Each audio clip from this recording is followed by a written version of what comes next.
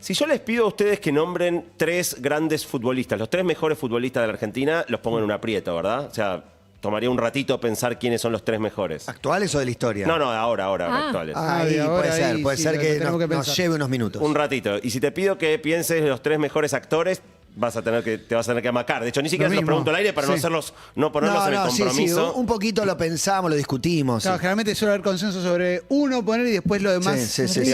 Hay que elaborar porque hay muchas porque podrían estar en ese listado, digo, y hay que elegir 3 nada más. Sí. Y si te pido, no sé, los 3 mejores emprendedores, podemos discutir, pero claramente 3 buenos emprendedores en la Argentina hay. Y si querés 3 grandes cantantes o músicos, también hay. Sí.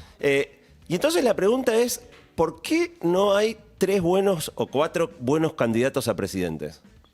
O sea, ¿cómo puede ser? Muy buena la pregunta. ¿Cómo puede ser que entre 45 millones de personas, digo que no son buenos, no es mi opinión, hice una encuesta, como suelo hacer, que de 1 a 10, ¿qué puntuación le pones a los candidatos en general? No cada uno en particular. Está claro que no hay nadie encantado. Prefieren uno por sobre el otro, les da más bronca a otro, pero hay poca gente que está realmente encantada con seguir a uno de los candidatos. Esto no es resultado de un proceso, porque si me pongo a pensar las últimas elecciones y las anteriores, no teníamos un nivel tampoco de candidato. 2015 no fue, 2019 tampoco. Pero bueno. Pero espera, pensalo de otra manera. Sí. Si entre 45 millones de personas tenés que elegir 4. Increíble.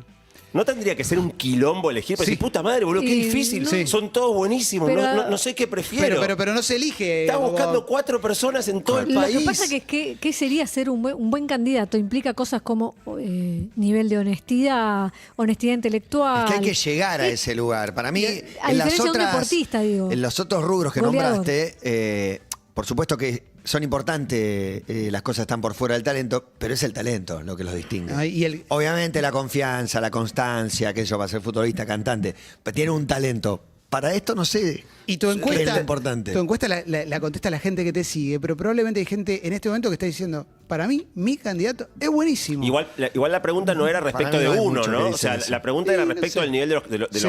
Hay 4 personas en este momento que tienen alguna chance de ser el próximo presidente de la Argentina.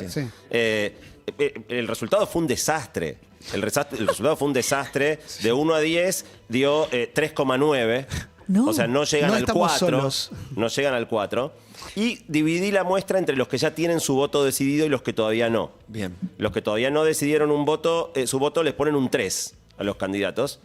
Y los que ya decidieron su voto les ponen un 4,7. O sea, incluso el que ya decidió a quién va a votar le pone un regular menos. O sea, y dentro de los que ya decidieron a quién van a votar, tenés también el que va a votar, pero no al que quiere votar, sino a otro para que no pase el otro. Bueno, claramente. O sea, incluso los que tienen su voto definido. Costó aprender, pero la PASO ya todo el mundo jugó una estrategia. Ya, me parece, hay una gran mayoría. Ahora, para los que tenemos que elegir a quién votar, la oferta de candidatos, de nuevo, no lo digo yo, contestaron casi 6.000 personas. La gente no encuentra una opción que le haga sentir cómoda, incluso aunque tenga su voto decidido. De esta muestra, la mitad de la gente ya decidió su voto y la mitad todavía no. O sea que el nivel de indecisos es alto. Pero también si pensás el ausentismo que viene habiendo en muchas de las elecciones provinciales, por ahí de este 48% que todavía no decidió, por ahí 40% no va. O sea, no va a decidir tampoco. Y es bastante una locura. Y la verdad que la pregunta que me daba vuelta preparando esta columna era esa. ¿Cómo puede ser que buscando 4 personas entre 45 millones no tengamos el problema contrario? Es decir, ¿cómo elijo? Entre futbolistas vamos a discutir. O sea, justo está Messi, ¿no? Pero, pero hay 10. Después nos vamos hay 10 que nos gustan. Va a ser difícil elegir. Hay 10 cantantes, hay 10 actores. Lo que pasa es que también la persona que es presidenta o presidente no está sola.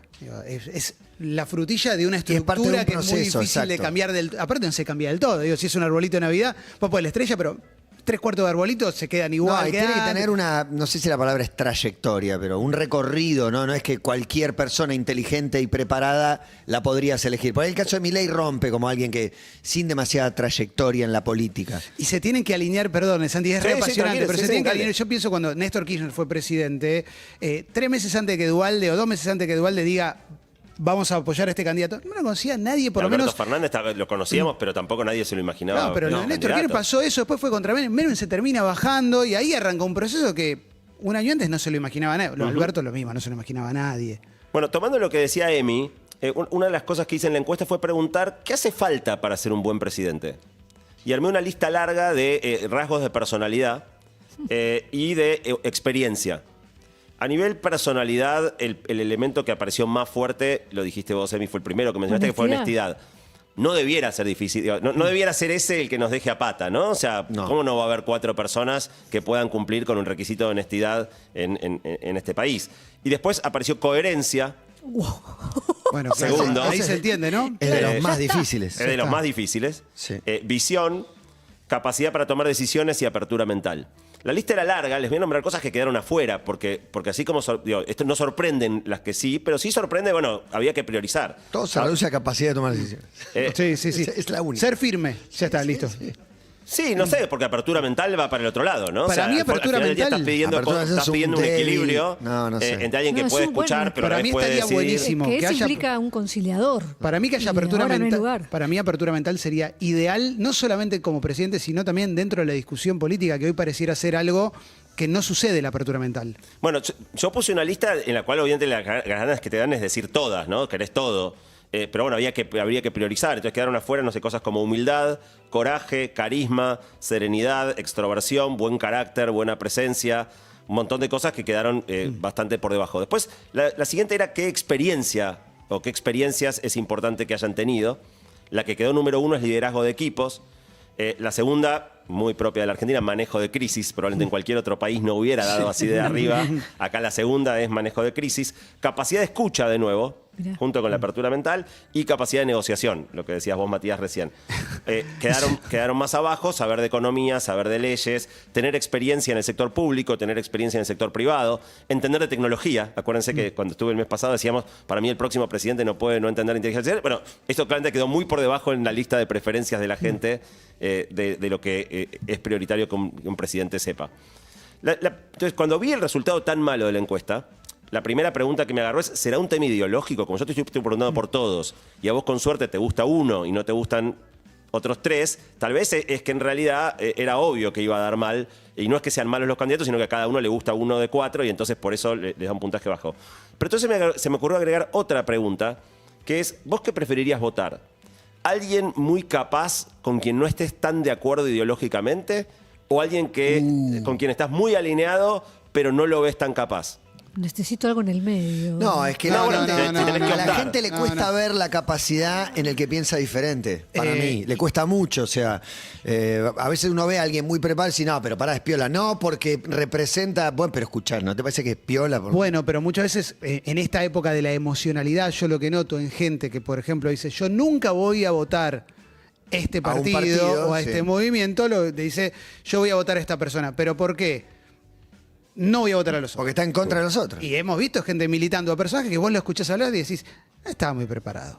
No estaba muy preparado. Pero bueno. o impulsando a personas con las que realmente no está en nada de acuerdo, ¿no? Pero simplemente está un poco menos en desacuerdo que contra que el otro, ¿no? O sea, sí, y no tenemos la tendencia, me parece, o no se ve mucho la tendencia de voto para castigar al que ya estuvo antes también, como este no puede estar de vuelta, así que voy a votar, y vos decís, pero está votando algo que el resultado fue bastante bueno. O sea, 67% prefiere a alguien capaz a alguien alineado ideológicamente. A mí me pareció una gran noticia. Mirá, sí, porque es mucho más fácil encontrar, si buscas gente capaz, no puede no haber. Así que dije, bueno, ok, entonces no será un tema de polarización simplemente.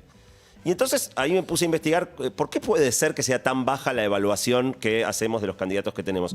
Y la primera cosa que se me ocurrió es, ¿no será que la gente buena, por alguna razón, no quiere o no puede estar ahí? Sí. Y entonces, ¿por qué? ¿No? O sea, ¿por qué tenemos un sistema que hace que, porque de nuevo, no puede no haber 4 personas muy buenas en la Argentina para ese rol? No, ¿Por qué esa gente no llega? Se valora mucho la gente que se mete en yo valoro mucho, por lo menos, la gente que se mete en la función pública. A veces pensás, no tiene ninguna necesidad, está expuesto ahí, sobre todo cuando son atacados, decís, el tipo está prestando un servicio, es alguien súper capaz, probo, honesto, y lo estás matando por una declaración o por alguna boludez. Pero llegar a ser presidente implica un montón de cosas que van más allá de ser bueno y que necesitas cierta malicia también, pero no una malicia, no lo digo desde lo negativo, pero dentro de estas virtudes. Saber mentir. La capacidad de negociación. Si vos llegás a candidato a presidente es porque una capacidad de negociación probada tenés, pues si no es imposible imposible que llegues a esa candidatura. Es que los escucho y pienso la crítica eterna hacia la izquierda, que es, bueno, en algún momento tenés que negociar algo, o sea, no podés empacarte y decir todo que no. Bueno. En la Cámara de Diputados se ve mucho eso, que dicen, bueno, no, pero ¿cómo? ¿No quieren que los laburantes hagan tal cosa? Sí, pero no estamos de acuerdo con tal y tal, y se le reclama a la izquierda, tipo, no ser para nada flexible. Pero es que si te fijas la cantidad de espacios que van a la PASO, creo que hay 3 listas presidenciales de izquierda. Sí, sí. Y entre todas van a sumar 6, 7, 8%. Mirá si estuvieran todos juntos. No es ley de lemas. Y a la vez, digo, no están dentro de la misma PASO para dirimir el candidato. No, son listas separadas. Pero vamos a un lugar común. ¿Qué es lo más difícil? ¿Qué es lo más fácil? Ser oposición. En líneas generales, si el país está mal, lo más fácil va a ser oposición porque es muy sencillo marcar lo que pasa. Cuando tenés que entrar a jugar, seas de izquierda o de ultraderecha, tenés que empezar a que se vean los pingos. Hay gente que está en la Cámara de Diputados que habla de lo que hay que hacer y no presentó un proyecto en 2 años. Un proyecto en 2 años. Tranquilo, Clemente. No, bueno, pero bueno. Tiene razón. Y encima tema que me apasiona. no sabe manejarse en la Cámara. Y claro, bueno, no conoce el reglamento. Bueno, en fin. Bueno, voy a empezar a meter un poco de púa en alguna dirección, ¿no? O sea, ¿cuál podría ser la razón por la que la buena gente... O sea, está muy bien lo que ustedes dijeron. Si para llegar hasta ahí arriba, en el fondo tenés que hacer cosas que rompen con la definición que la gente dio de que es alguien bueno, tenés un sistema trabado, tenés un sistema que justamente solo permite llegar al que por definición no es bueno en términos de estas características que le pedimos a alguien para considerarlo bueno. Y ahí entra a jugar un tema muy importante que es el tema de la guita. En Argentina no hay mucha estadística, pero en Estados Unidos, que sí tienen datos muy transparentes y muy fácilmente accesibles de recaudación de campañas presidenciales, más del 90% de las elecciones son ganadas por el que tiene más plata. Así de sencillo. Sí. El que junta más guita gana más del 90% de las veces, y cuanto más es la diferencia de gasto entre el primero y el segundo, más es la diferencia de porcentaje entre el primero y el segundo. Qué numerazo que acabas de tirar. Es tremendo. Uno lo puede sospechar. Casi que tengo ganas de saber cuáles son los presidentes que gastaron menos y ganaron. O sea, que son muy poquitos, ¿no? Pero muy poquitos, muy poquitos. Y esto no se da solo en las elecciones presidenciales, también lo ves en gobernadores, lo ves en todos los niveles. Bueno, eso nos lleva a discutir por un segundo el financiamiento de las campañas políticas en la Argentina.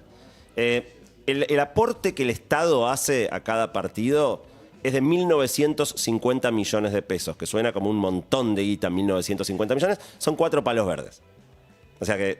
Para una campaña no es tanto. Para una campaña no es nada, Clemen. Sí. Para una campaña es un vuelto. Se estima que una campaña presidencial cuesta entre 50 y 100 millones de dólares. El Estado te da 4. El límite de gasto son 6, legal, de acuerdo a la ley. Si vos empezás a hacer la cuenta de cuánto sale movilizar, ir a todos los actos, imprimir los carteles, las convocatorias, no hay manera. Bueno, no hay manera. Entonces, la pregunta es, ¿de dónde sale la diferencia de guita?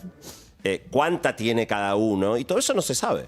No, de hecho, los aportantes, tenés el aportante que está blanqueado y hay un montón de aportantes que es obvio que están poniendo plata y que después van a recibir algo también, porque en definitiva, si un empresario grande te pone plata para tu campaña, en algún momento va a esperar algo. Es medio difícil que no esté. El empresario que pone los 3 candidatos. En el último... La mayoría le pone fichas a todo, digamos. Sí. ¿No? En la última presidencial, creo que es en la Cámara Nacional Electoral, que podés chequear los aportes de cada uno.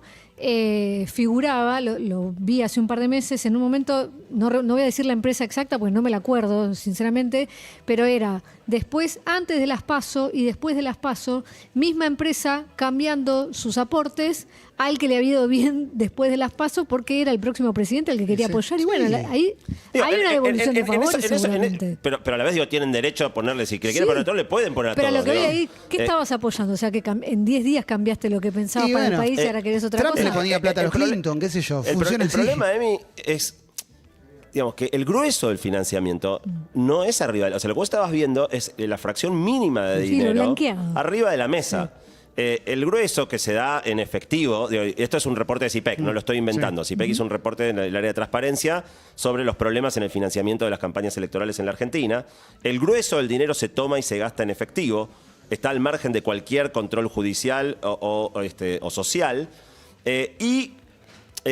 las organizaciones hacen un reporte, están obligadas a hacer un reporte de gasto completamente dibujado, o sea, y todo el mundo lo sabe, o sea, porque no puede ser que con esa plata hayas alguna hecho... vez un candidato pidiéndoles en negro, denme plata en negro a un grupo empresario. Igual, pero perdóname, si cualquier empresa, grande o chica, tiene un flujo de dinero en negro y cualquier parte de nuestra economía tiene una parte que está en negro que funciona así, ¿por qué la política iba a ser diferente, en definitiva?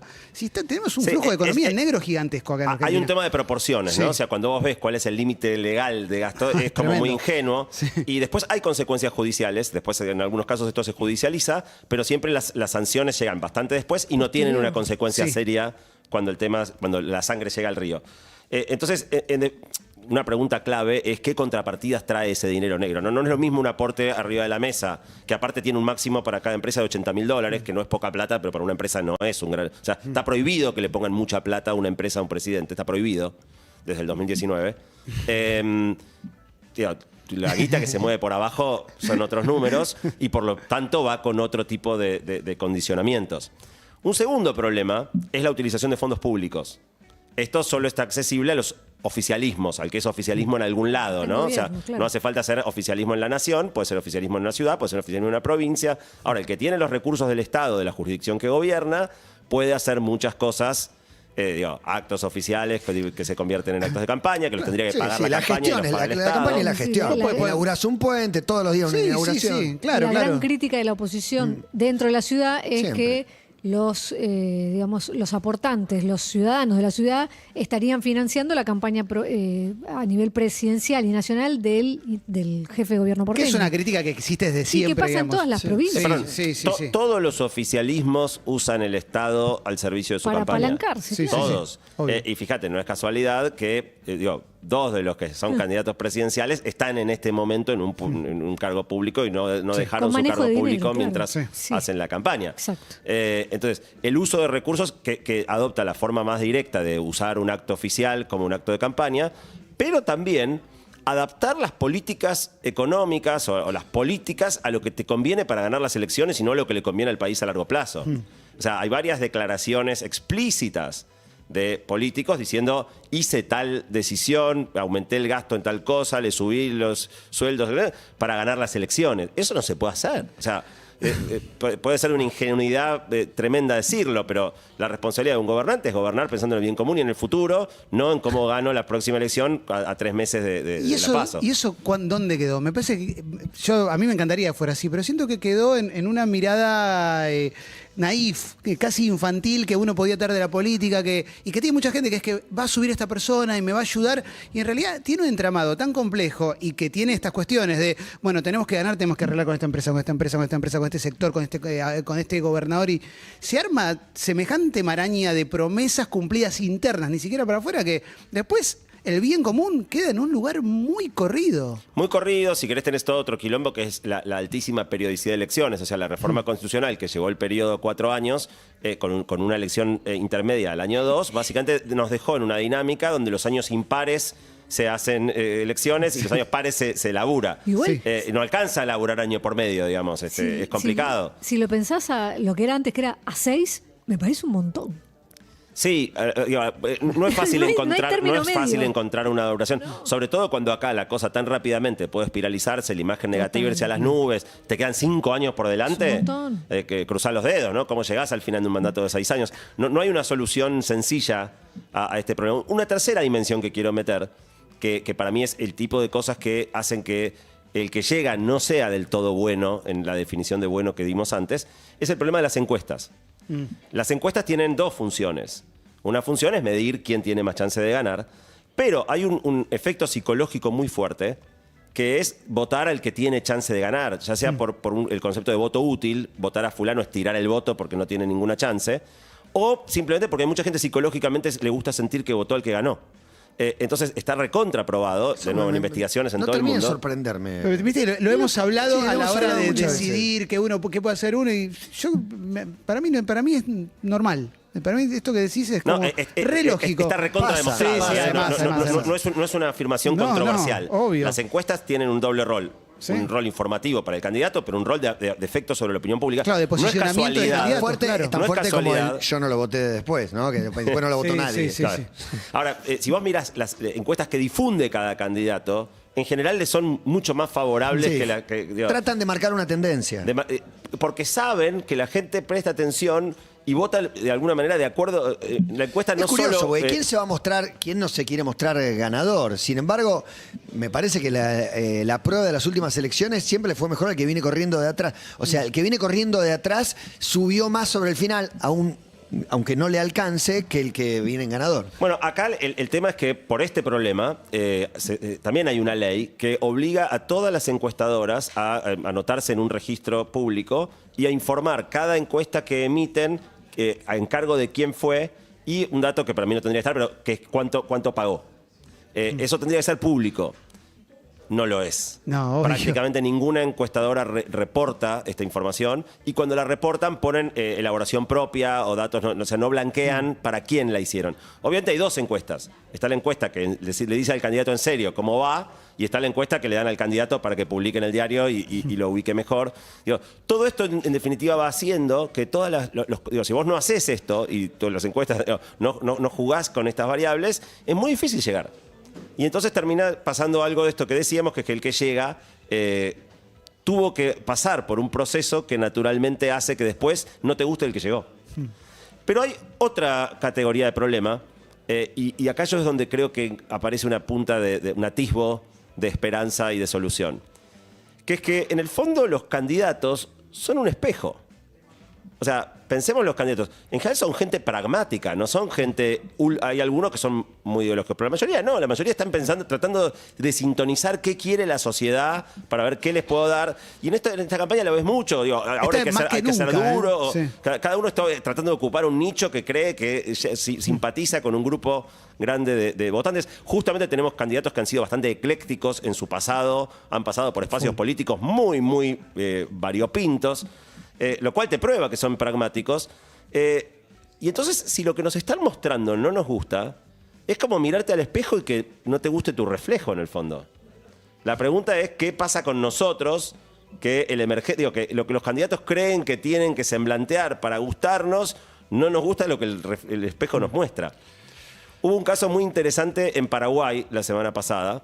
Una senadora que iba a elección y usó filtros muy exagerados para embellecerse en los afiches de campaña y en las boletas de la elección. En medio se armó un escándalo. ¿Cómo vas a pasar una imagen completamente distorsionada de tu apariencia física? Y la pregunta es ¿por qué lo habrá hecho?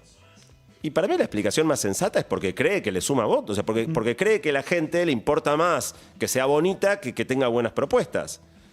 Si la candidata concluyó eso, bueno, de nuevo, para mí es una pregunta respecto de la sociedad. No está tan errada, sí, para mí. Es que seguramente que no. Por ahí exageró, se equivocó, hizo una mala manera, una mala lectura, pero hay algo de eso que camina. Y después hay una palabra que es medio chota, pero los valores de la sociedad, digo que siempre hablamos de lo unidos que estábamos cuando ganamos el Mundial. Más allá de eso, todo lo demás es una discusión constante, una división muy grande, una polarización muy grande, ni hablar de lo que pasa con los jóvenes también, cómo se informan, no le creen a los medios con toda la razón del mundo, hay una crisis de representatividad gigante, hay una generación entera que no vio a nadie que le convenza, que le haya dado la oportunidad de tener un trabajo. Estamos también en una situación que es entendible que nos toquen estos candidatos, gente que diga, bueno, a ver, ¿qué tengo que decir hoy? No hay que tener mano dura y mañana hay que hacer mano, bueno, vamos así. Me parece que lo del reflejo que vos decís es 100% exacto. Déjenme traer un dato tremendo que habíamos hablado cuando hicimos también una columna sobre elecciones, creo que fue para el 2015 o por ahí. De nuevo, de Estados Unidos, que es donde uno tiene datos más verificables, más claros, ¿no? En Estados Unidos, 1 de cada 6 personas tiene ojos azules. Más de la mitad de los gobernadores tienen ojos azules. Más de la mitad. Más de la mitad. Explícame qué carajo tiene que ver los ojos azules con salir elegido gobernador. Evidentemente tiene que ver, porque si no, no puede ser que si es 1 de cada 6... Pero ¿cuántos con ojos marrones se presentan? Quedan en el camino porque... No llegan, no llegan. Entonces, ahí te muestra que cuestiones como la apariencia física tienen una incidencia muchísimo más grande de lo que nosotros mismos nos damos cuenta. Ni siquiera es consciente. Ahora, esta señora, metiéndole el Photoshop o los filtros, básicamente lo que está es leyendo que la sociedad valoriza muchas veces más la apariencia física a la solidez de una propuesta. El candidato o la pareja, que esa es otra. Sí. También la imagen de la familia, la imagen que proyecta. La primera dama. Con lo cual, en definitiva, el atisbo de esperanza es, si nos están ofreciendo lo que creen que queremos, pensemos que queremos. Porque lo más probable es que lo obtengamos. O sea, si estamos privilegiando la apariencia física o estamos privilegiando la agresión o si eso es lo que te trae votos, eso es lo que vamos a tener. Y por lo tanto, para mí la pregunta más grande es, la gente castiga, se habla mucho del voto castigo. Lo que castigás, en definitiva, en algún sentido lo estás evitando. Entonces, si la variable número 1 que apareció como deseable para un buen presidente es honestidad y es coherencia, ¿qué pasaría si nuestro voto castigo es contra la deshonestidad y la falta de coherencia? De nuevo, cambiás completamente los incentivos del sistema político. Yo seré naif, pero yo siempre termino volviendo al mismo punto, que es que siento que la solución parte de uno mismo. Y que si no nos gustan los candidatos que tenemos, es más una pregunta respecto. Obviamente, para mí, blanquear el sistema de campañas políticas, poner en orden todas estas cosas que hacen que tengas que ser un poquito trucho para abrirte camino. Si no arreglamos eso, estamos fritos siempre. Pero creo que queda un elemento muy fuerte en cada uno de nosotros de pensar, ¿qué querés castigar? Pero ¿cuál sería entonces la idea? O sea, si no te gusta ninguno, no votes a ninguno. O que porque al fin de cuentas uno termina eligiendo. ¿Y qué querés? Que gane el otro, termina diciendo. Cuando ya las opciones están puestas, uno diría no votar es antisistema, digamos. Somos un país que tuvo mucho tiempo. Yo he votado en generales blanco, presidente, porque dije no me gusta ninguno. ¿Por qué me tengo que tragar el sapo? Sí, yo también. Y en balotaje y terminás eligiendo uno de los dos. Pero en definitiva, fíjate, un país que ha tenido muchas interrupciones del orden democrático, siempre te queda como cierta cosa de decir, estamos pudiendo, hay opciones, no me gustará ninguna, pero bueno, está bien, hay que elegir la menos peor. Pero en definitiva, una vez que los candidatos están puestos, ya está, el menú está servido. Ahora, si empezamos a cambiar en qué medida castigamos la deshonestidad, castigar en el sentido de no apoyar, de no darle el voto a alguien que creas que actuó de manera deshonesta, de alguien que no es transparente con el financiamiento de su campaña. Roban pero hacen. Bueno, sí. Eso es aprobar la deshonestidad y priorizar la creencia de que van a hacer más cosas. Igual una persona metida en política te podría decir, no seamos ingenuos, sí o sí es necesario que eso pase. No es que, yo no lo digo porque yo lo avale particularmente, pero me parece que algo de eso ya forma parte de la lógica de cómo se gobierna o cómo se maneja y también, un país, una provincia o lo que sea. Y también, Santi, hablas del reflejo, y yo a veces cuando se hablaba de no tenemos los políticos que nos merecemos, viste que esta hinchada se merece, es una que sale mucho. Para mí se nos parecen mucho los políticos. O sea, los niveles de corrupción que hay en el día a día, en el minuto a minuto, capaz que son parejos con los niveles de corrupción que hay en el poder. No sé cuántas oportunidades tienen unos y otros, pero me parece que de algún modo refleja la viveza y la truchez del argentino, la truchez de los presidentes que tenemos. En algún sentido, o sea, definitivamente sí, porque si los argentinos castigáramos de nuevo, o alguien que tuvo que vos presumís que es una persona deshonesta, o que no ha sido coherente en su historia, o que no tiene apertura mental, escucha las cosas que dijimos, que son las cosas importantes. Si vos no castigás con tu voto al que le falta justamente lo que vos querés que un presidente tenga, jorobate si el presidente que tenés para elegir no lo tiene. Estamos en la época en la que somos muy susceptibles a que nos convenzan si nos dicen lo que queremos escuchar.